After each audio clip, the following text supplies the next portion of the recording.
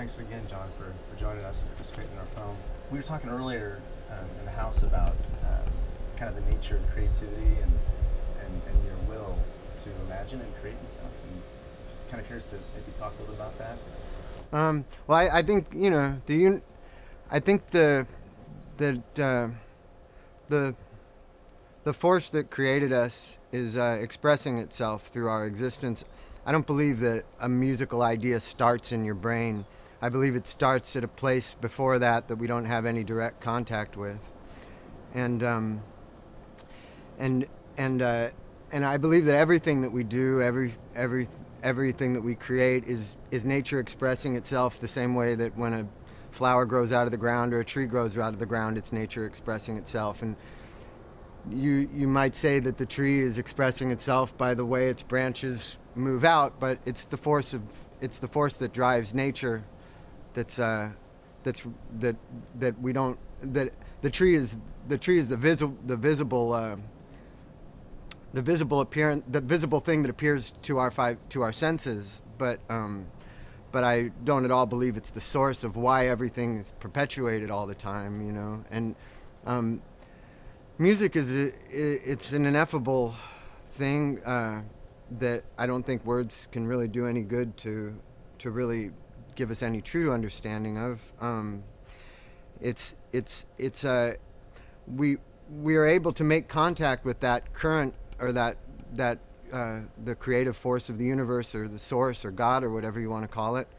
We're able to sort of connect with the intelligence of this by learning a musical language, learning a musical instrument, learning how to identify a sound and a feeling, and to be able to learn how to gradually express that feeling through an instrument. And so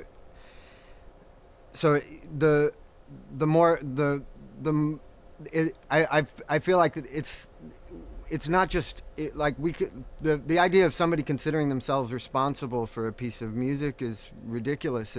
We're only acting into the laws of nature that have given us the possibilities that we're exploring with the intelligence that we've been given. You have something like the frequency spectrum from low to high.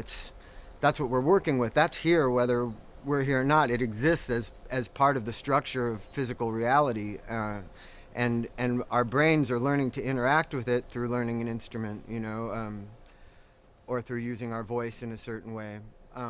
But the possibilities are presented in this kind of invisible, silent way. They're just there, Sound, the laws of acoustics are what they are. The frequency spectrum is what it is. The 12 note to the octave scale was just something waiting to be discovered, but which was already a mathematical possibility before what's his name? Can't remember his name. Pythagoras thought of it, and so it's. I just believe these things. Bob Moog said it in that documentary of your guys.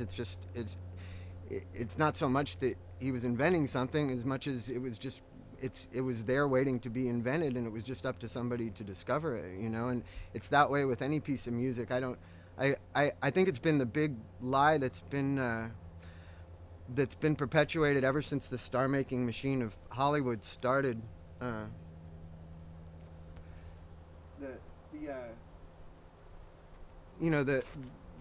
star-making machine of Hollywood has perpetuated a lie that the image is the thing, and that the thing responsible for a great actor or a great musician, it's just been continued by the music business, is they get this idea into the public's head that it's the physical image of the person and the name of the person that is responsible for the creation of what they do, and that's not what creates it. What creates it is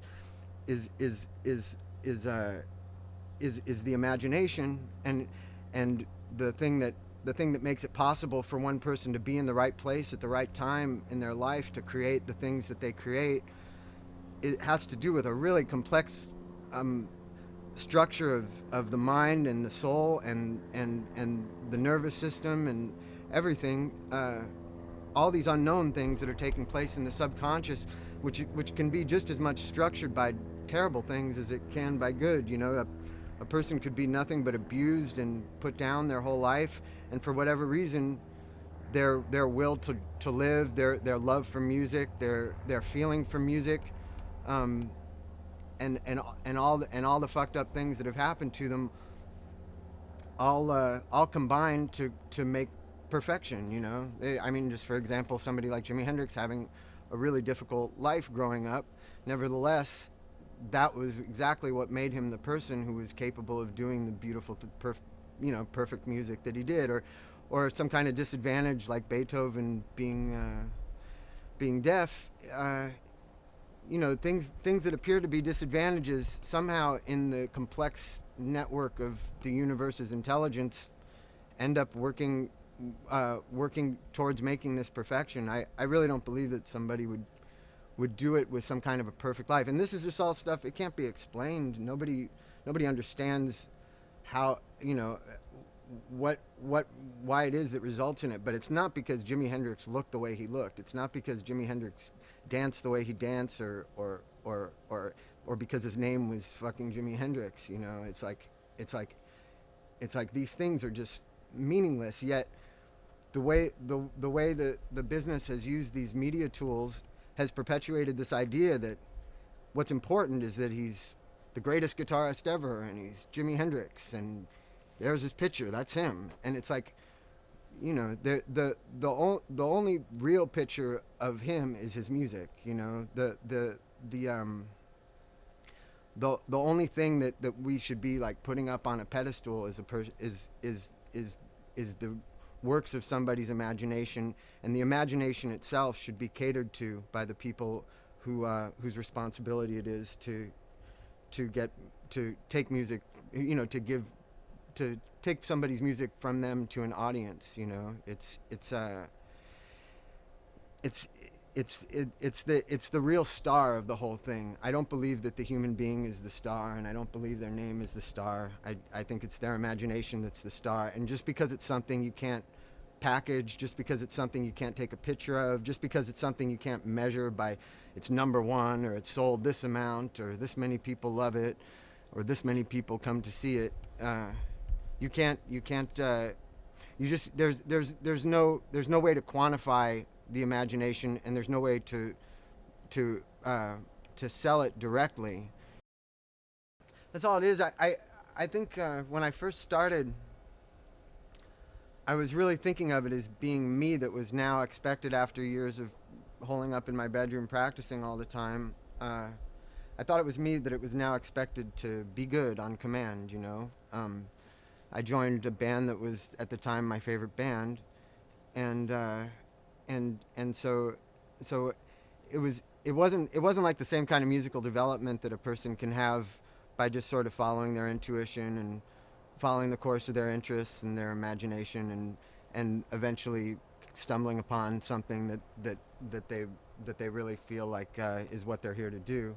In my case, like, I joined a band and basically like was under a tremendous amount of pressure to be liked, to be good, you know, and I gradually realized that all those kind of concerns really disrupt creative thought and really stifle it, you know.